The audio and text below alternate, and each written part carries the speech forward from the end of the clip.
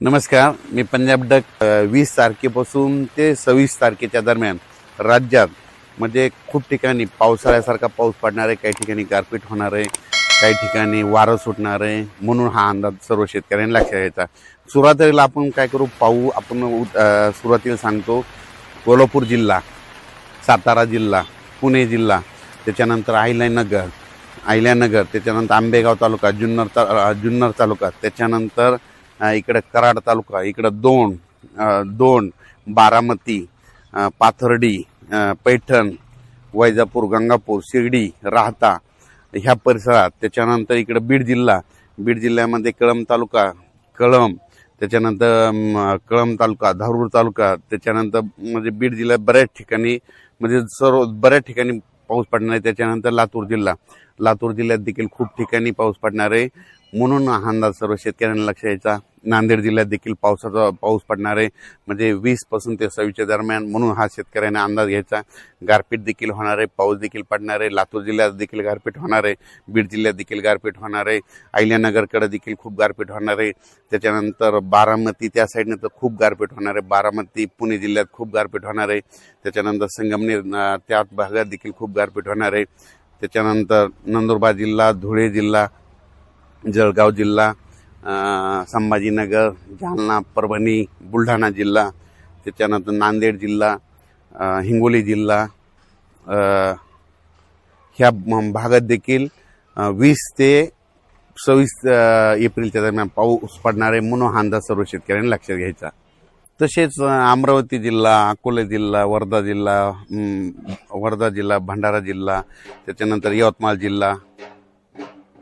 जिल्हा, त्याच्यानंतर नांदेड जिल्हा ह्या परिसरात बी पाऊस पडणार आहे. पण तिकडल्या प्रमाणात म्हणजे खूप कमी राहणार, तिकडे जरा जास्त राहणार नाही अवकाळी. म्हणून हे अंदाज लागचा. खरा पाऊस मात्र तुम्हाला एक सांगतो दक्षिण महाराष्ट्राकडे होणार आहे.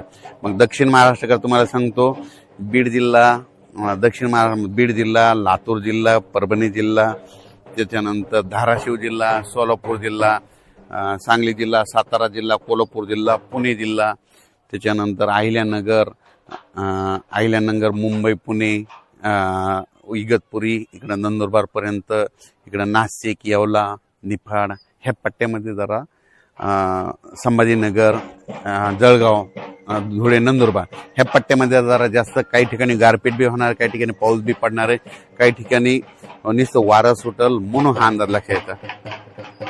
तसेच तेलंगणा आणि कर्नाटकमध्ये देखील खूप पाऊस पडणार आहे. काही कर्नाटकमध्ये तर खूप गारपीट होणार आहे. म्हणून हा अंदाज लक्षात यायचा. लातूर जिल्ह्यात देखील गारपीट होणार आहे, धाराशिव जिल्ह्यात गारपीट होणार आहे, सोलापूर जिल्ह्यात गारपीट होणार आहे, कोल्हापूरकडे देखील होणार आहे, साताऱ्याकडे देखील होणार आहे, पुणेकडे देखील होणार आहे, बारामती त्याच पट्ट्यात होणार आहे, बारामती 2 त्या पट्ट्यात देखील गारपीट होणार आहे, कडाष्टी बीडकडे त्या पट्ट्यामध्ये देखील काही भागात गारपीट होणार आहे. त्याच्या अहिल्यानगर जिल्ह्यात देखील गारपीट होणार आहे. म्हणून हा अंदाज सर्व शेतकऱ्यांना लक्षात यायचा. म्हणजे सांगायचं झालं तर काही ठिकाणी गारपीट होईल, काही ठिकाणी भाग सोडून देईल, काही ठिकाणी वारं देखील सुटलं. म्हणून हा अंदाज सर्व शेतकऱ्यांनी लक्षात यायचा. आणि ज्यांचा कोणाचा कांदा असेल, हळद असेल तर तुम्ही काय करा, आणखीन 2 दिवस म्हणजे उद्याची 18 आणि परवा दिवशी 19 2 दिवस आणखीन शेतकऱ्यासाठी चान्स आहे. म्हणून ही अंदाज लक्षात. 20 पासून मात्र राज्यात पावसाची व्याप्ती वाढत जाणार आहे. म्हणून हा अंदाज लक्षात घ्यायचा. आणि आज आहे 17 एप्रिल. आज पाहू शकता हे तांबडा आभाळ हे झालंय. जर तांबडा आभाळ झालं, आता तुम्हाला शेतकऱ्याला सांगतो ज्या ठिकाणी असं तांबडा आभाळ आज होईल, उद्या होईल की आणि परवा देखील होईल, 19 तारखेला होईल, त्या ठिकाणी वाटल्यास त्याचा फोटो काढून ठेवायचा. बघा 3 दिवसात पाऊस येते की नाही हे अंदाज तुम्हाला निसर्ग देत आहे.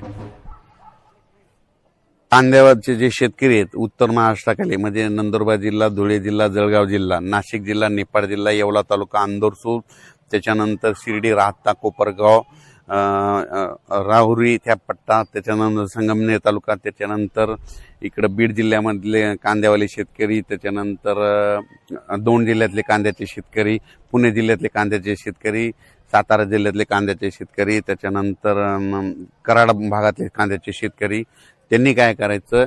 आणखीन तुम्हाला उद्याच्या दिवस चान्स आहे झाकून, उद्या काढून दुपारपर्यंत झाकून. मात्र परवा मात्र सोमवारपासून मात्र राज्यात चांगलं पावसाचं स्वरूप वाढत जाणार आहे. म्हणून हा अंदाज लक्षात घ्यायचा. अचानक वातावरण झालं तर परत एक मेसेज दिला जाईल. धन्यवाद.